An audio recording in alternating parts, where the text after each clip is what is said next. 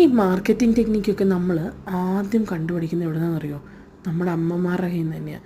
നമ്മളറിയാതെ പല പല കാര്യങ്ങൾ അവർ മാർക്കറ്റ് ചെയ്ത് അവരുടെ ഇഷ്ടത്തിന് അവരുടെ കൺവീനിയൻസിനനുസരിച്ച് അത് മാർക്കറ്റ് ചെയ്ത് നമ്മളെ കൊണ്ട് എസ് പറയിപ്പിക്കും.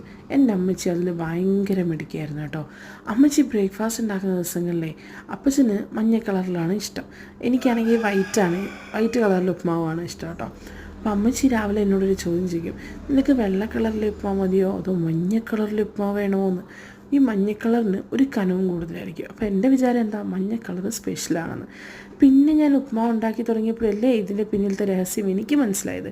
ഇതേ ചോദ്യം ഞാൻ എൻ്റെ മോനോടും ചോദിച്ചു, എടാ നിനക്ക് വെള്ള കളർ വേണോ മഞ്ഞ കളർ ഉപ്മാവ് വേണോ എന്ന്. അവനും മഞ്ഞ കളർ മതി.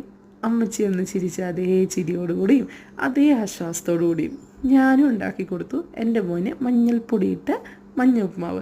എങ്ങനെയുണ്ട്, ഇഷ്ടമായ?